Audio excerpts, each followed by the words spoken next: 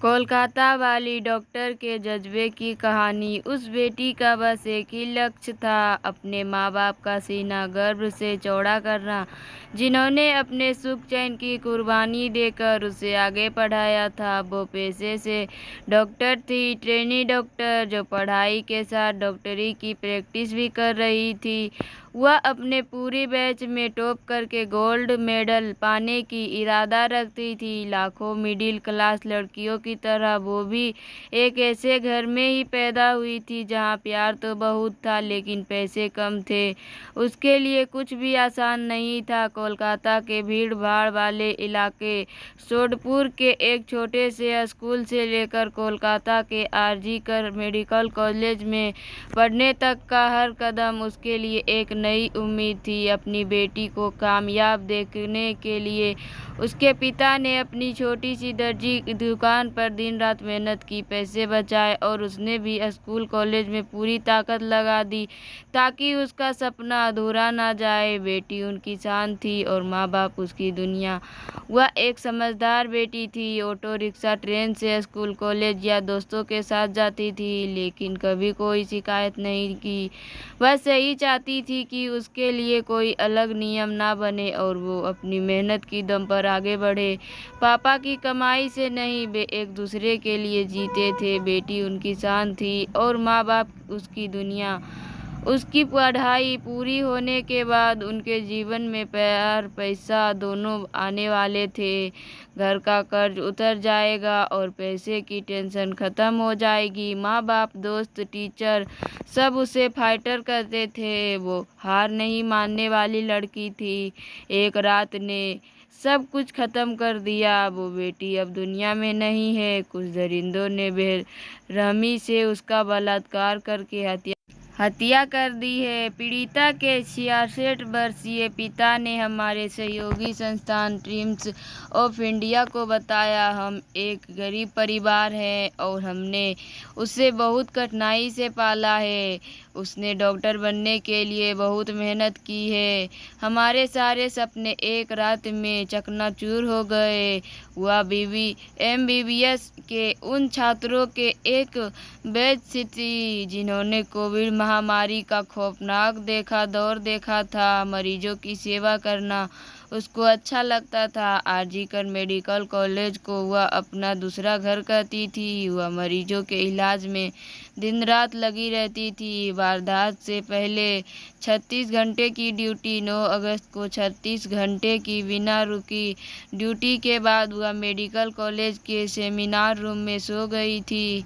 तभी उस पर एक या एक से अधिक लोगों ने हमला किया, उसके साथ बलात्कार किया और उसे इतनी बेरहमी से मार डाला कि उसकी गर्दन और पेल्विस टूट गई। अगली सुबह सेमिनार रूम में आए इंटर्न और साथी पोस्ट ग्रेजुएट ट्रेनी ने उसका सब पाया। उसका लैपटॉप, नोटबुक और सेल फोन उसके बगल में ही सही सलामत पड़ा था। एक आरोपी संजय रॉय को गिरफ्तार किया गया है लेकिन उसके सहयोगी को और माता पिता को विश्वास नहीं है कि वह इस अपराध में अकेला शामिल था। माता पिता ने कोलकाता हाई कोर्ट का दरवाजा खटखटाया जिसके बाद सीबीआई ने मामला संभाल लिया है और अब तक उसने कुछ सहपाठियों, सहयोगियों, वरिष्ठ शिक्षकों, प्रिंसिपल और अस्पताल के अधीक्षक से पूछताछ की है। सुप्रीम कोर्ट ने रविवार को कोलकाता के आरजी कर मेडिकल कॉलेज में एक महिला जूनियर डॉक्टर के साथ रेप और हत्या के मामले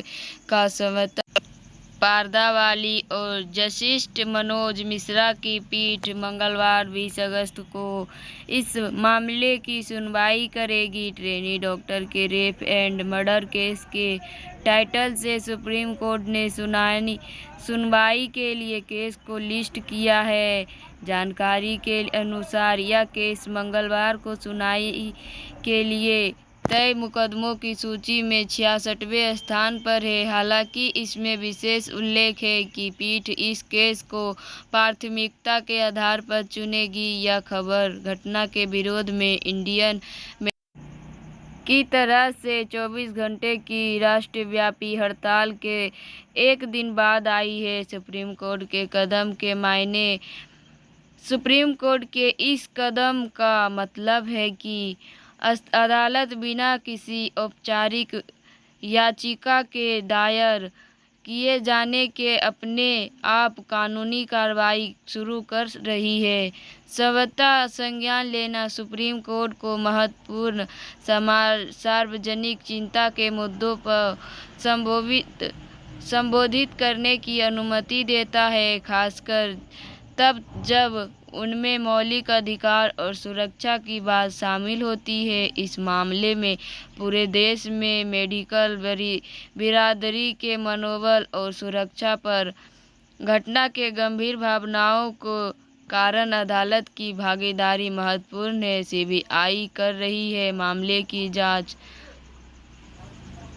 जो ट्रेनी डॉक्टर के रेप और हत्या की जांच कर रही है। सीबीआई सरकारी अस्पताल आरजीकर मेडिकल एंड कॉलेज अस्पताल के पूर्व प्रिंसिपल डॉक्टर संदीप घोष ने लगातार तीसरे दिन से पूछताछ कर रहा है। न्यूज एजेंसी ने एक अधिकारी के हवाले से कहा है कि केंद्रीय एजेंसी ने उनसे घटना से पहले और बाद में किए गए कॉल की डिटेल देने के लिए भी कहा। मेडिकल कॉलेज प्रिंसिपल से हो रही पूछताछ रिपोर्ट में आगे कहा गया है कि सीबीआई घोष के कॉल रिकॉर्डिंग तक पहुंचने के लिए मोबाइल सर्विस प्रोवाइडर से संपर्क करने पर विचार कर रही है।